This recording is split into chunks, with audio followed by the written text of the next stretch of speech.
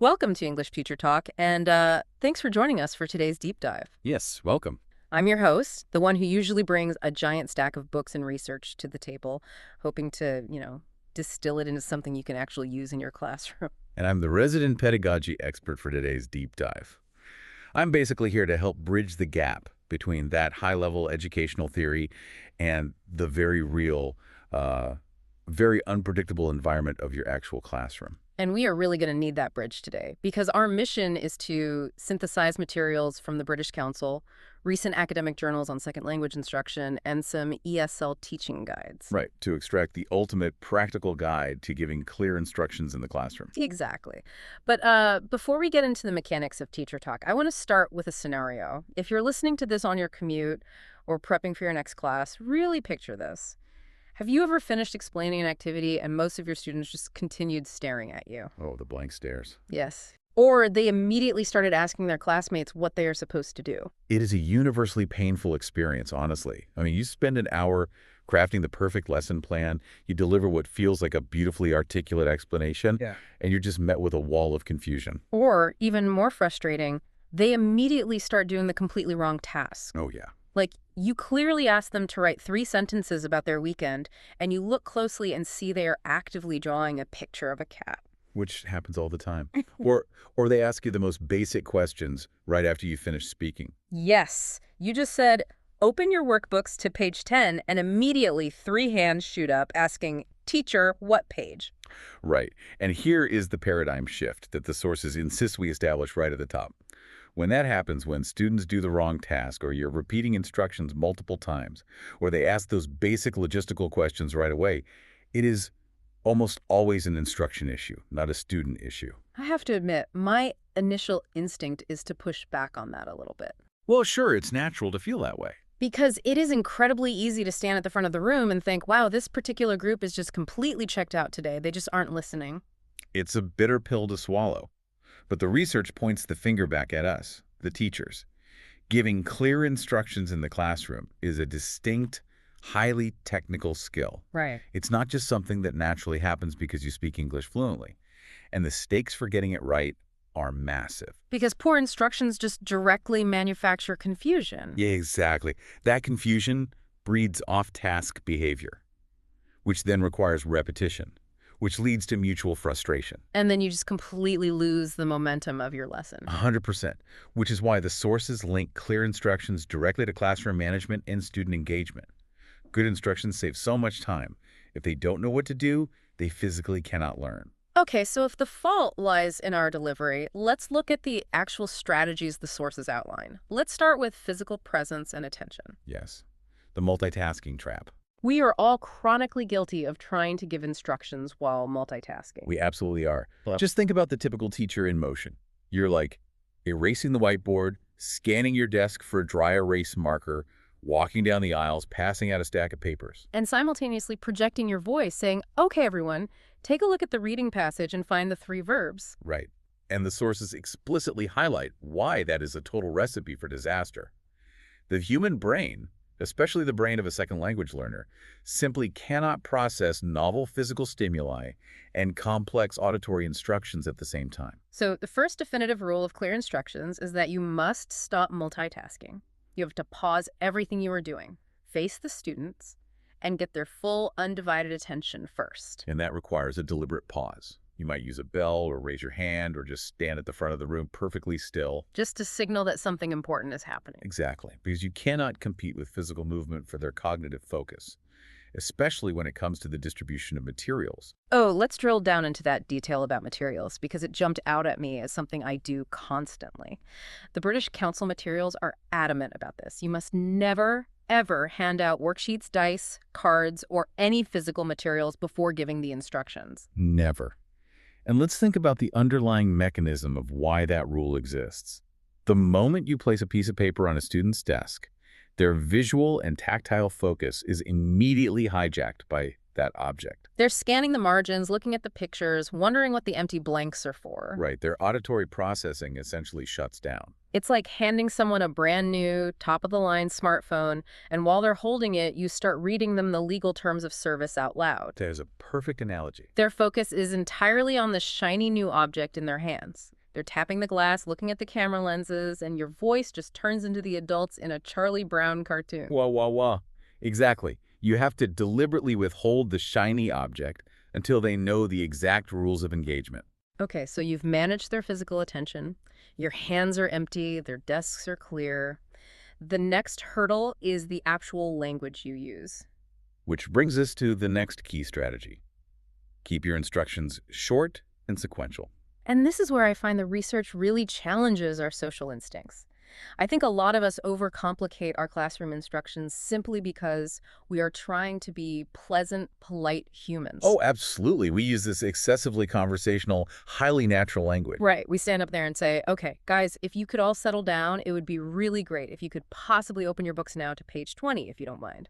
And if you analyze that sentence from the perspective of an English language learner, it is a total nightmare. I mean, you've just buried the actual core command, open your books to page 20, under an absolute avalanche of useless, high-level vocabulary. The strategy advocated across all these pedagogical sources is to strip the language down to its studs. Keep instructions short, keep them sequential, and use simple, direct language. No extra comments, one step at a time. Right. But I know a lot of teachers push back on this. Yeah, because doesn't using basic imperatives feel a bit rude? Just standing there and barking, open your book, turn to page 20, look at the picture. It feels, I don't know, almost bossy. It is a very common discomfort, but we really have to separate social conversational norms from pedagogical necessity. In the classroom, clarity is a form of kindness. That's a great way to frame it. And to be clear, the research is not advocating for robotic speech or that unnatural caveman speak where you drop all grammar. You still use grammatically correct English, but you rely on simple, repeated expressions. Because an ESL student's brain is already working so hard just to decode the phonetics of English, if you force them to burn cognitive fuel deciphering polite pleasantries like, it would be wonderful if you could possibly, they won't have any processing power left to actually comprehend the instruction. Precisely. Keep it short, keep it sequential, one step at a time. All right, so we've paused our multitasking. We've stripped our language down to clear, direct imperatives. But the sources point out that even if your words are perfectly chosen, words alone are often not enough. Especially in a second language environment. You have to move beyond verbal explanation. You have to model the task. Show, don't just tell. Exactly. Instead of relying on a long, abstract verbal explanation of an activity, you need to visually show them exactly what to do. You need to give a clear example and avoid those long verbal explanations entirely. One of the practical guides suggested using a think-aloud for this. Instead of explaining the rules of a worksheet, the teacher just puts the worksheet on the projector and narrates their own actions. Yes, like, first, I am looking at the picture of the house. Next, I am picking up my pencil. I am writing the word roof on the line. It's so much clearer. Or if it's a pair work dialogue activity, you don't just explain who speaks first, you actually model the interaction. Right. You physically step to one side of the room, adopt a persona, and ask the question. Then you step to the other side of the room and answer your own question. It's basically a one-person play. It really is. But to make that modeling transition into actual student capability, the sources emphasize how we scaffold instructions. Right, scaffolding, breaking the task into bite-sized steps. Exactly. And the mechanics of this are so practical. First, the instructor does it, then the class does it together, then a small group does it, and finally the individual does it. You're slowly, safely dismantling that support structure until they can stand on their own. And a massive part of that support structure relies on visual input and gestures. Oh, visuals are huge. You want to bypass the language barrier entirely whenever you can. If you want them to listen, you don't just repeat the word listen. You dramatically cup your hand behind your ear. Right. Or if you want them to look at the board, you point to your eyes and then point to the board. It sounds incredibly elementary, almost theatrical, but the human brain processes visual data significantly faster than auditory data. Some of the sources suggest extending this to visual supply carts, too. Oh, I love that strategy. Yeah. If an upcoming craft activity requires scissors, a glue stick, and a red marker, You don't just list those items verbally. You physically stick laminated pictures of those three specific items on the whiteboard. Which completely eliminates the need to repeat yourself. Exactly. If a student raises their hand 5 minutes later and asks what they need, you don't even have to speak. You just point to the visual supply cards on the board. So you've modeled it, you've scaffolded it with visuals and gestures, and you are gradually removing that support. The next phase is verification. You have to verify that they actually know what to do before you let them loose. Right. Which brings us to what the sources agree is the single most dangerous yet most common trap in all of teaching. The reflex question, do you understand? We all ask it. It slips out so naturally. Does that make sense? Do you get it? Are we all on the same page? It is arguably the most useless question you can ask a room full of learners. Just think about the psychology of the student when you ask, do you understand? What is their immediate response? Everyone nods, everyone murmurs yes. And why do they say yes? They say it out of an intense fear of looking foolish in front of their peers, or because they don't want to be the one slowing down the lesson. Or, very often, they have a false sense of comprehension. They genuinely believe they understand, but they've completely misunderstood the core task. Exactly. A collective yes tells the teacher absolutely nothing about what the students actually know. The sources provide a really elegant solution to this problem. They break verification down into two distinct types of questions, ICQs and CCQs. Let's tackle ICQs first. Right. ICQs are instruction-checking questions. Instead of asking a yes or no question about whether they understand the task, an ICQ checks task understanding by asking specific questions. Like who, how many, or which page? Exactly. So if you just finished explaining a 5-minute pair work speaking activity, you would ask targeted logistical questions. Who speaks first, student A or student B? How many minutes do we have for this activity? Which page in the book are we looking at? By forcing them to say student A 5 minutes in page 12, you have tangible proof that they heard and processed the mechanics of the task. And notice what we didn't do there. We did not use yes-no questions. That is a strict rule from the sources. Do not use yes-no questions for ICQs. Because they can just guess yes, and you learn nothing. Okay, so the sibling to the ICQ is the CCQ, concept checking questions. Right. While an ICQ checks if they understand the instructions for the activity, a CCQ checks language understanding. It checks if they actually comprehend the underlying language concept you were teaching.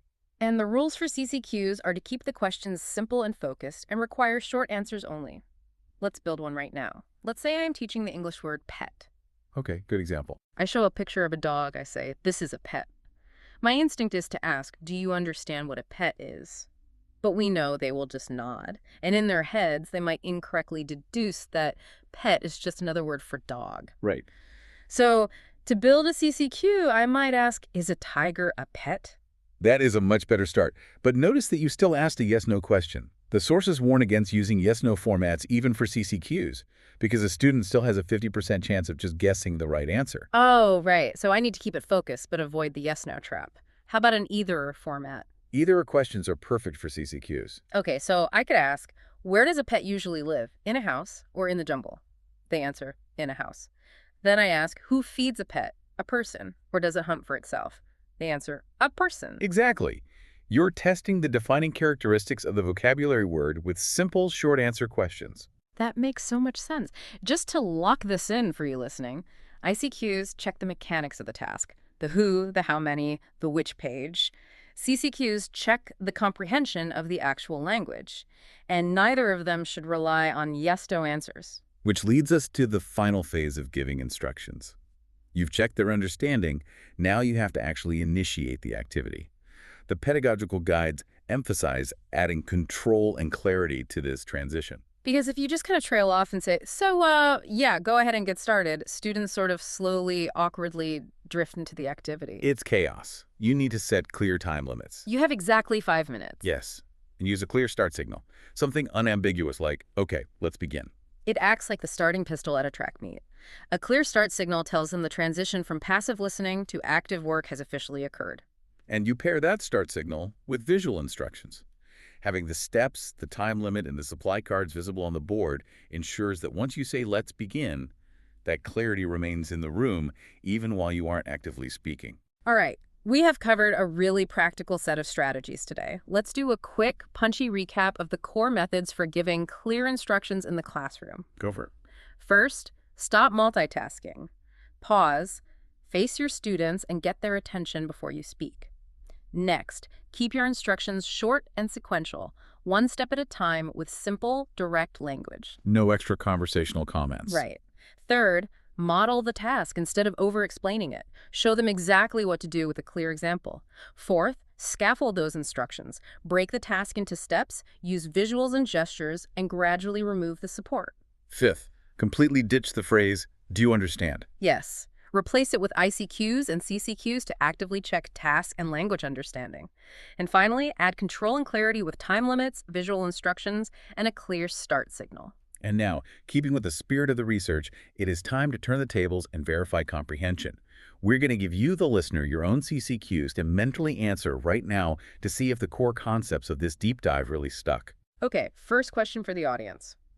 What is the difference between an ICQ and a CCQ? Second question, why are yes-no questions not reliable for checking understanding? And finally, the most important question for applying this deep dive to your own teaching. What is one specific actionable change you can make to your instruction giving in your very next lesson? We really encourage you to try just one of these strategies this week. Maybe it's just swapping out, does that make sense? Up. For a quick ICQ, like who speaks first. See how it shifts the energy and clarity in your room? And we'd love to hear how it goes. Please comment on what topics you want us to cover next. And don't forget to subscribe and follow English Teacher Talk for more rapid-fire knowledge synthesized just for you. Before we go, I want to leave you with a final, broader idea to ponder. We had spent this time analyzing these techniques strictly in the context of managing a classroom. But think about the fundamental psychology behind them. Oh, this is interesting. If these strategies, keeping instructions short, physically modeling what you want, and using specific checking questions instead of assuming mutual comprehension, if they work so perfectly for managing a classroom, how might applying them completely change the way you communicate with your partner, your children, or your team at work? Now that is a powerful thought to take with you. Thanks for joining us on this deep dive. Until next time.